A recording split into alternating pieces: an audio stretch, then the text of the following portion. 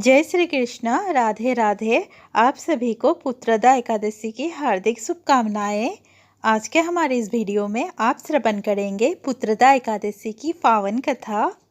महाराज युधिष्ठिर ने पूछा, हे भगवान, आप कृपा करके यह बतलाए कि पौष शुक्ल एकादशी का क्या नाम है, उसकी विधि क्या है और इस दिन कौन से देवता की पूजा की जाती है। भक्त वत्सल भगवान श्री कृष्ण बोले, हे राजन, इस एकादशी का नाम पुत्रदा एकादशी है। इसमें भी नारायण भगवान की पूजा की जाती है। इस जड़ और अचर संसार में पुत्रदा एकादशी व्रत के समान दूसरा कोई व्रत नहीं है। इसके पुण्य से मनुष्य तपस्वी, विद्वान और लक्ष्मीवान होता है। इसकी मैं एक कथा कहता हूँ, सो तुम ध्यानपूर्वक सुनो। भद्रावती नामक नगरी में सुकेतुमान नामक एक राजा राज्य करता था। उसके कोई पुत्र नहीं था। उसकी स्त्री का नाम सर्ब्या था। वह निपुत्र होने के कारण सदैव चिंतित रहा करती थी।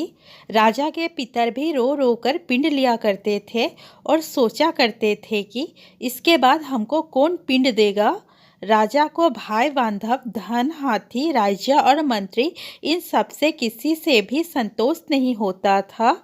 वह सदैव यही विचार करता था कि मेरे मरने के बाद मुझको कौन पिंडदान करेगा।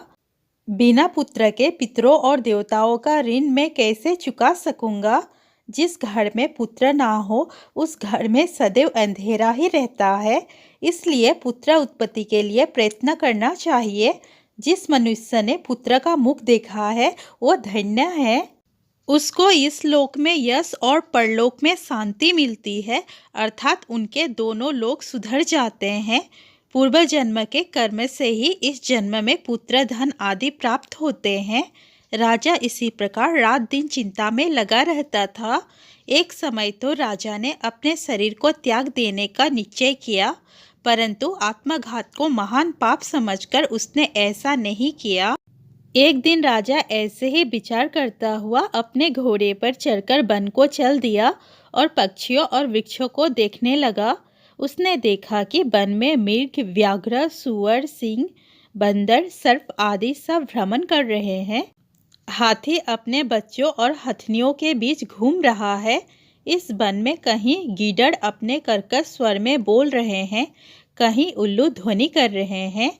वन के दृश्यों को देखकर राजा सोच विचार में लग गया। इसी प्रकार आधा दिन बीत गया। वो सोचने लगा कि मैंने कई यज्ञ किए, ब्राह्मणों को स्वादिष्ट भोजन से तृप्त किया, फिर भी मुझको दुख प्राप्त हुआ। क्यों? राजा प्यास के मारे अत्यंत दुखी हो गया और पानी की तलाश में इधर उधर फिरने लगा। थोड़ी दूरी पर राजा ने सरोवर देखा। उस सरोवर में कमल खिले थे तथा सारस, हंस, मगरमच्छ आदि विहार कर रहे थे। उस सरोवर के चारों तरफ मुनियों के आश्रम बने हुए थे। उसी समय राजा के दाहिने अंग फड़कने लगे। राजा शुभ शकुन समझकर घोड़े से उतरकर मुनियों को दंडवत प्रणाम करके बैठ गया। राजा को देखकर मुनियों ने कहा, हे राजन, हम तुमसे अत्यंत प्रसन्न हैं। तुम्हारी क्या इच्छा है सो कहो। राजा ने पूछा, महाराज, आप कौन हैं और किस लिए यहाँ आए हैं, कृपा करके बताइए। मुनि कहने लगे कि हे राजन, आज संतान देने वाली पुत्रदा एकादशी है। हम लोग विश्वदेव हैं और इस सरोवर में स्नान करने के लिए आए हैं।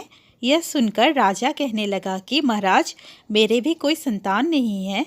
यदि आप मुझ पर प्रसन्न है तो एक पुत्र का वरदान दीजिए। मुनि बोले, हे राजन, आज पुत्रदा एकादशी है, आप अवश्य ही इसका व्रत करें। भगवान की कृपा से अवश्य ही आपके घर में पुत्र होगा। मुनि के वचनों को सुनकर राजा ने उसी दिन एकादशी का व्रत किया और द्वादशी को उसका पारण किया। इसके पश्चात मुनियों को प्रणाम करके महल में वापस आ गया। कुछ समय बीतने के बाद रानी ने गर्भधारण किया और 9 महीने के पश्चात उनके एक पुत्र हुआ। वो राजकुमार अत्यंत शूरवीर, यशस्वी और प्रजापालक हुआ। श्री कृष्ण बोले, हे राजन, पुत्र की प्राप्ति के लिए पुत्रदा एकादशी का व्रत करना चाहिए। जो मनुष्य इस महात्म्य को पढ़ता या सुनता है उसे अंत में स्वर्ग की प्राप्ति होती है। प्रेम से बोलिए श्री हरि भगवान विष्णु की जय। एकादशी माता की जय।